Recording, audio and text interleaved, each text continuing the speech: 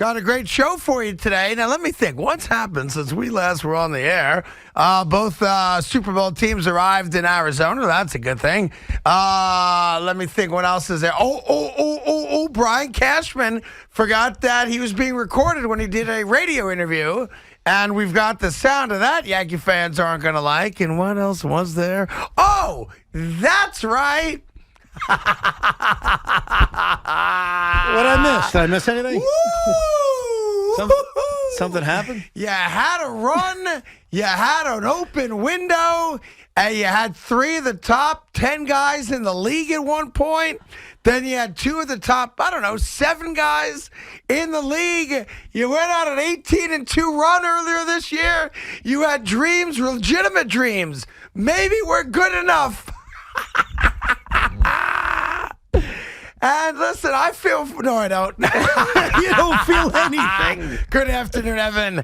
Appropriately so, wearing the customized, authentic, only 4 of them exist in the world right now, but you can buy yours too. The I'm a Loser sweatshirt. Fitting, I'm a loser. What is up? What's up?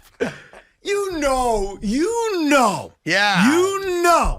that every day I walked in this office and in this studio since June 30th this past year, there was like a numbness to me. There was. I enjoyed winning games, but I also knew. One day. I knew it would end in just fire, brimstone, and a hellscape. Now it's going to get worse because now you got to figure KD's next to go. That's the next question. But when I'm in Florida and it's sunny outside and I'm spending family time, did I think the hellfire and brimstone was going to occur then? No, I did not. So, yes, it came out of nowhere. Yes, it's over. Yeah. Yes, now we focus on what does KD want. But deep down, every Net fan, all 502 of us knew that this was going to end like this.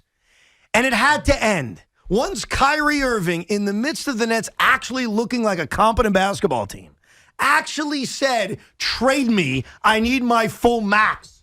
As if we're doing a contract negotiation in the middle of February, I knew what you knew, what we all knew, which is it's over. There's been many things over the last 3 years that made you think maybe it's over. Sure. Where do we begin? Yeah. But I'm not going to go through them. But I knew on Friday afternoon, all right, this is it. And it's over. Yeah, and they acted pretty quickly. Obviously, he goes to Dallas. Good news, you got Spencer Dinwiddie back. No. Hold on. Yeah. Hold on. Now, I love Spencer Dinwiddie, and you know that. I know you do. That's my guy. Yeah, he is my guy. No, it's just true. Few of those guys. I'm going to give you a little heads up on something. Yes. The trade call has not occurred yet. Now, you may say, well, what does that mean, Evan? He's going to Dallas. No, he is going to Dallas. Yeah. The fact the trade call hasn't occurred means Dinwiddie may not stay in Brooklyn. The Nets are not done. It could be Kevin Durant. It could be trying to improve this roster around Durant, which is, I think, what Sean Marks is trying to do. Not till Thursday afternoon. The longer there's no trade call, the more likely it is that Dinwiddie's being used to be funneled somewhere else. Without getting too in the weeds on it, explain to people what the trade call is because it's a little confusing for people. Once the Nets and Mavericks are on the phone saying this is our trade, league approves it, and it's done, Dinwiddie cannot be traded before this trade deadline. The longer they wait, the more it's possible that a 3rd and 4th team could be involved in this trade. It's not changing Kyrie's destination. He's going to Dallas. He's going to Dallas, right. But what interests me, and maybe you to a smaller degree, I think you're more interested in the Durant part, is that the Nets are about to make another trade. I just don't know what it is. Are they going to try to add around Durant now that they've got a first-round pick unprotected in 2029 that they can use as a chip? I think that's the plan. But if they get notification from Durant, I want the hell out of town. It's certainly possible that Kevin Durant is traded before Thursday at 3. I think there's probably, listen, I'm sure they've had conversations with Kevin on his rep. There's no doubt about that over the last 48 hours. They'd be stupid not to have. And is there a chance maybe the Nets said to him, listen, we know how you're going to react to this. Give us 48 hours to try to make the team good enough for you to stay. Yeah. Certainly on the table. Kevin Durant has already once said, I want to be traded this past summer. So it'd be weird for him to come out again now publicly, which is why for a guy that lives on social media, the level he does, whether it's going back and forth with fans or just putting out his own stuff, having nothing to do with fan interaction, he has not said a word publicly that I've seen either with his mouth or on social media. Here's what I know. Meaning he's waiting for something to happen. Yeah, this is what I know, and this is not being being negative. Before you say that, can't we all just enjoy for a moment that the Nets are dead? Can we enjoy that just for a moment? Are we, though? Just for a moment. What if we get Pascal Siakam? Just for a moment. Can we not enjoy the fact that right now in the moment, could change tomorrow, right? But right now in the moment, the great exercise that was, can 3 amazing players come to Brooklyn and bring the Borough a championship? And then that morphed into, can 2 amazing players get together and bring us a championship? With a stiff max player who doesn't want to play basketball. Correct. And now we're at the place where we're kind of, it feels like full circle, but it's not. Not yet. But can one great player with a collection of good players bring Brooklyn a championship? And it feels like the answer is no. Right. Well, I think your celebration and all the Knicks fans' celebration, because I know you hate the Nets, and that's fine. I respect that. I think it brings us back to the appropriate order of New York, which is, screw the Nets. They no longer exist. Well, I think that Durant's not ending his career here. Can we all just be honest with each other? It's not happening. Well, this would be the time to move him. No, I disagree with that. What I would do, and this is not me being delusional, I would say to Kevin, now is not the time for you. Now is not the time for us. Okay. We're going to make moves. We're going to try to win around you. He's apparently coming back in the next week or two. I mean, he could be back within a week. Yep. And at the end of this season, it may be mutual. Because I can tell you right now, Craig, I want to win a championship. Yeah. If I realize at the end of this season it ain't happening, I'm going to want to blow it up. I'm going to be the one to say they got to trade Kevin Durant. Give me 3 more first-round draft Let's picks. go. Let's start over, and we'll still rebuild quicker than your team, which you know deep down. But I don't think now is the time. But what I do know, Craig, is that if you want to celebrate the end of Kevin Durant, it's either going to happen in the next 3 days or it's going to happen in the summer. I'd be stunned if we're sitting here in 2025 and Durant is still a Brooklyn Net. As would I. But listen, it's crazy.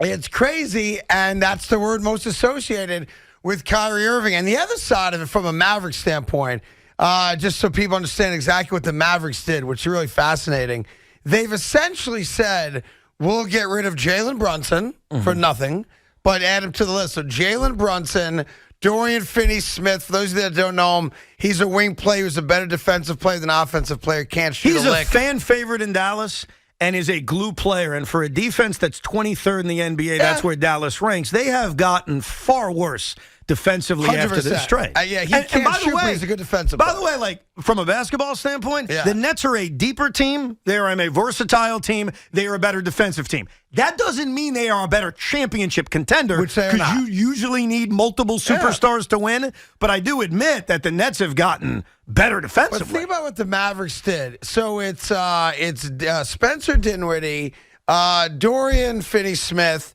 3 draft picks, and Jalen Brunson, essentially 6 players for Kyrie Irving, who's not signed beyond 4 months from now. They're going for it. I mean, by definition, that's called it's win or bust. It's probably going to fail for a lot of the reasons I just said defensively, but they look at an open Western Conference and they say, what the hell? Why not us? Let's go for it. Yep. Now, what the Nets said was they got offers from the LA Lakers. And let me just say this about Joe Tsai. If Joe Tsai turns down a better trade because he's vindictive, then it just proves my point he's the worst owner in sports. With that said, he didn't turn down a better offer. He did not. The Lakers' offer of Russell Westbrook and 2 unprotected number ones, if that was even on the table, is not better than what the Nets got. I'm sorry. I agree. But I will tell you this, bro, and this goes for any GM and any owner in this town.